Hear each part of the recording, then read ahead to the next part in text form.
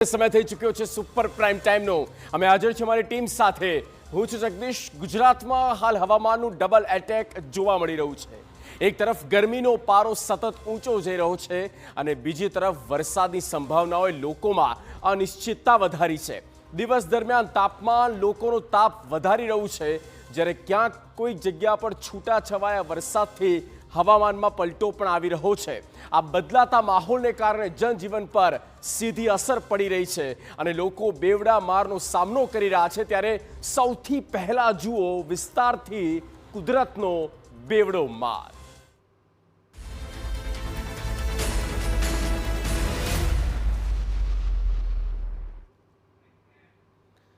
હવામાનમાં સતત બદલાવને કારણે વાતાવરણમાં ભારે અનિશ્ચિતતા જોવા મળી. ગુજરાતમાં 43 ડિગ્રી ગરમી સહન કર્યા બાદ ક્યારે મળશે ગરમીથી રાહત? જો કે આગાહી મુજબ એવું લાગે છે કે ગરમીનો પારો હજુ કેટલાક દિવસો સ્થિર રહેવાનો છે, કેમ કે ગરમીથી રાહતના કોઈ સંકેત નથી મળી રહ્યા. બીજી તરફ આગાહીકાર કહી રહ્યા છે કે 48 કલાક બાદ થઈ શકે છે વરસાદ.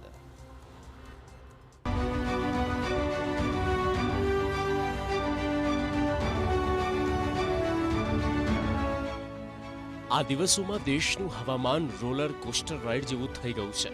દેશમાં ઉત્તર સહિત પૂર્વ વિસ્તારમાં મે મહિનામાં કાળઝાળ ગરમીને બદલે ઝરમર વરસાદ અને જોરદાર પવન ફૂંકાય તો નવાઈ નહીં. ગુજરાતમાં ગરમી સાથે ભેજનું પ્રમાણ પણ બીજી તરફ વધી રહ્યું છે.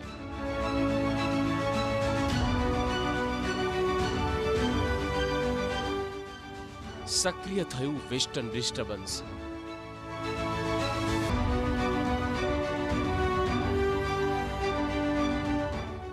કેવી રહેશે તેની ગુજરાત પર અસર?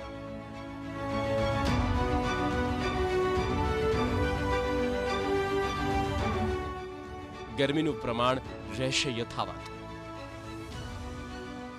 ઉત્તર ભારતથી લઈને ઉત્તર પૂર્વ અને દક્ષિણ ભારત સુધી દરેક ક્ષેત્રમાં અલગ અલગ સિસ્ટમો સક્રિય થઈ છે. પશ્ચિમે વિક્ષેપ, ચક્રવાતી પરિભ્રમણ અને બંગાળની ખાડીમાંથી ભેજની સંયુક્ત અસરો અસ્થિર હવામાન બનાવી રહી છે. હવામાન વિભાગનું સ્પષ્ટ કહેવું છે કે આગામી દિવસોમાં લોકોએ સતર્ક રહેવાની જરૂર છે.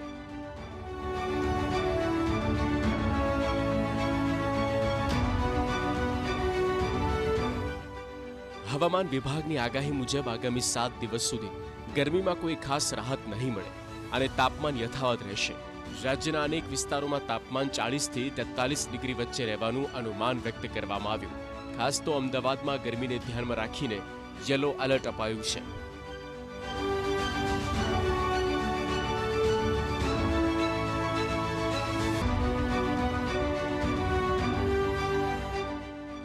બીજી તરફ મોન્સૂન ટ્રફ અને સાયક્લોનિક સર્ક્યુલેશન સક્રિય હોવા છતાં તાત્કાલિક અસર રૂપે ગરમીમાં ઘટાડો જોવા મળતો નથી. સૌરાષ્ટ્રના કેટલાક જિલ્લાઓમાં સામાન્ય કરતાં વધુ તાપમાન નોંધાતા લોકો ગરમીથી પરેશાન થઈ ગયા છે. अगले 7 दिनों की बात करें तो कोई विशेष बदलाव अधिकतम तापमान में आने की संभावना नहीं है. किसी फॉलिंग टेंडेंसी 2 या 3 दिन के तक दर्ज की जा सकती है. उसके बाद फिर से किसी राइजिंग टेंडेंसी, लेकिन आमतौर पर विशेष कोई बदलाव नहीं रहेगा. અમદાવાદ અને ગાંધીનગરમાં ગઈકાલે 43 ડિગ્રી તાપમાન નોંધાયું હતું અને આજે પણ આ જ ટેમ્પરેચર રહી શકે. ગરમીમાં ખાસ કોઈ બદલાવ નજીકના દિવસમાં જણાઈ આવતો નથી. अहमदाबाद में कल 43.2 डिग्री सेल्सियस दर्ज किया गया था मैक्सिमम टेम्परेचर, और गांधीनगर में 42.8 डिग्री सेल्सियस. आज हम उम्मीद कर सकते हैं कि 43 के आसपास रहेगा अहमदाबाद में, और गांधीनगर में 42 के आसपास रहने की संभावना है. ગુજરાતમાં ઉનાળો રૌદ્ર સ્વરૂપ બતાવશે કે વરસાદ થશે તે અંગે હવામાન નિષ્ણાંત અંબાલાલે કરી છે આગાહી. અંબાલાલે કરી ચોંકાવનારી આગાહી. મે મહિનામાં આવી શકે માવઠું. 48 કલાક બાદ વાદળો બંધાઈ શકે. હવામાન નિષ્ણાંત અંબાલાલ પટેલની આગાહી મુજબ મે માસમાં માવઠું પડવાની શક્યતા વ્યક્ત કરવામાં આવી છે. 5 મે થી 7 મે દરમિયાન રાજ્યના હવામાનમાં પલટો આવી શકે, કારણ કે એક પછી એક 3 સિસ્ટમ સક્રિય થવાને કારણે આ સંકેત મળી રહ્યા છે. તેના પ્રભાવ હેઠળ મે માસમાં 15 થી 20 તારીખની વચ્ચે માવઠું પડવાની સંભાવના છે.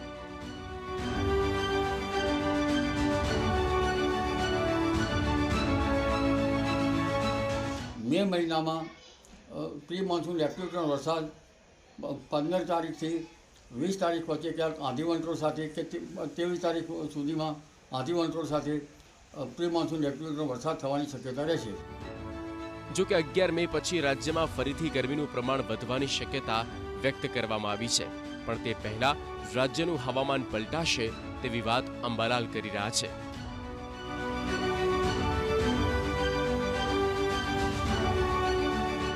હમણાં તારીખ 3 થી 7 અને ત્યારબાદ તારીખ લગભગ 8 થી 12 અને 16 તારીખ પછી એક વિક્ષોભ આવવાની શક્યતા રહેશે, જેના કારણે ગુજરાતનું હવામાન પલટાશે.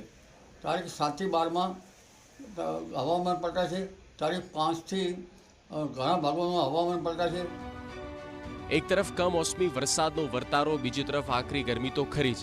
તેવામાં આ ડબલ સિઝનનો ફટકો ગુજરાત પર પડી શકે છે.